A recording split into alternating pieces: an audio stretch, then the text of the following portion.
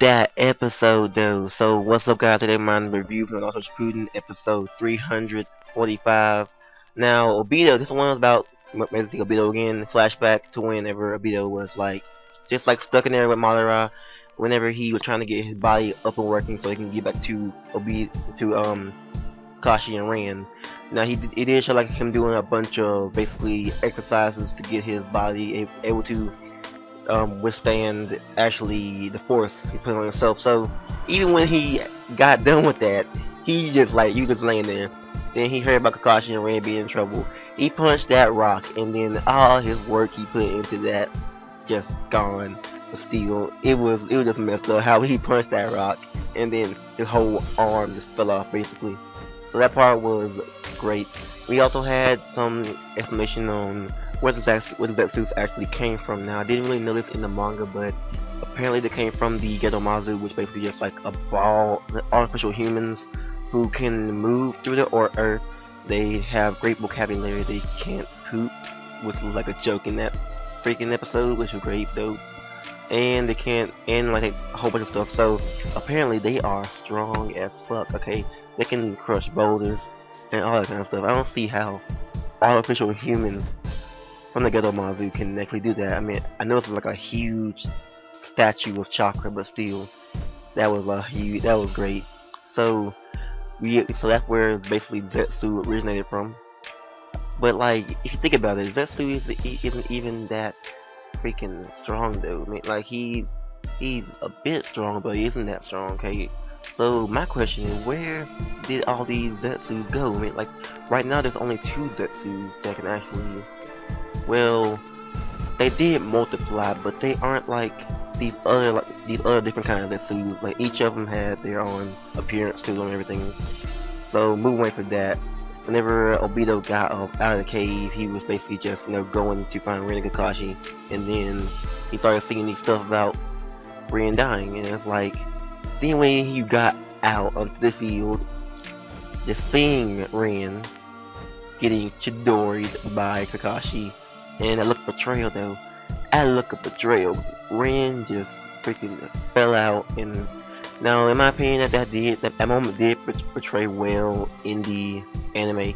It did like great, cause in that scene, it wasn't really much hype to it, but watching it in the anime, it was great. That battle scene though, Obito got them hands, okay, better than anything else. But still, whenever the Zetsu part, or whatever we want to call them, the Zetsu was talking about, hey, you could have some strength due to there being this is Hashirama's tissue wearing over you, plus your Uchiha. That was a great moment whenever the wood came out of him, and then he was basically. Now I was like, during that part, I was basically just shocked. Like we were seeing some intense action going through those misted ninjas like it was nothing. He threw some freaking like a twig or something, then he made it grow out in the branches, and that was just, oh my god.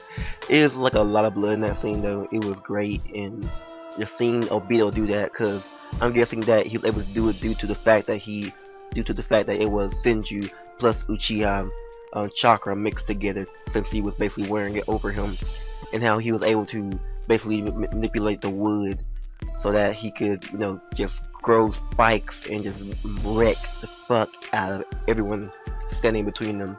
Now, Obito was pissed whenever he saw Wolverine just die right in front of his eyes. Saw Kakashi. I'm surprised he didn't like. Well, if you look at Kakashi, he was kind of like shocked too. He didn't know. Well, he didn't like see Rin in that way. He just chidoried her. They both had a look of betrayal. They both were shocked, and Kakashi was basically like, what the fuck just happened? So that happened to Obito, Rin, and Kakashi. They didn't really notice him because Kakashi basically just fell out, probably from exhaustion or something like that. But still, Obito was pissed off at all the Mist Ninja. I mean, he just went ham over them. He tried to get the body, and he wouldn't let them touch it. He just went all out on them. That was really great. So, just number 1, don't mess with Obito, okay? So, another part in the video where it's kind of cool whenever they show Madara's wall of tools. Now, that was great. I didn't know you had that many tools. I know you had like a fan, I knew he had the scythe, but I know he had all those, like a whole wall full of tools. And I was like, what? Okay, so overall, Obito was a boss that episode. Maybe get a little bit more respect towards him for actually figuring out how to do everything, and even seeing him like just basically go right through them using the Kamui. Now I didn't think that like. I mean, Obito didn't really like just care at all. He just went in. He didn't just like he didn't really do anything, but like still, he had awesome use of that wood technique and awesome use of the Kamui. And I'm not even sure if he knew he actually what he was doing, but now you guys know how Kakashi actually got the Mangekyo Sharingan. Now, what was the actual mystery is that did he like we saw that he passed out like whenever he unlocked it, so that probably could have been due to chakra exhaustion because Mangekyo does tend to use a lot of chakra, so he probably passed out for that reason.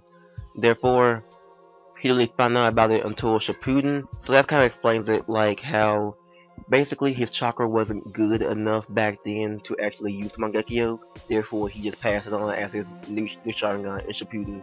Whenever he got enough chakra to actually use the Mangekyo Sharingan. He probably been training with it, probably been like experimenting with the Mangekyo Sharingan due to the fact that it's like a huge chakra sucker. So that's probably why he didn't use it in regular Naruto, but he just used the Mangekyo in Shippuden now. Because his chakra was better now than it was back then.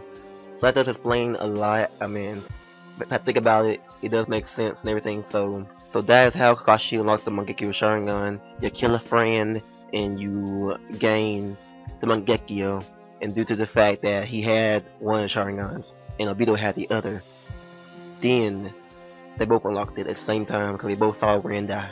So thank you guys for watching. This episode was great. I give it a 9 out of 10. It had great action. It moved the story forward in every way, and it was just perfect. So the only problem I had, which not like a big problem, but whenever that scene where Kakashi actually, just Chidori'd Ren, I felt that part could have had like probably could have like seen what was going on before then a little bit, and then like him actually running towards, and then Ren just being there to actually do that. So thank you guys for watching. Be sure to thumbs up for Obito this episode. He was a boss. So I'll catch you guys in the next one. Peace out.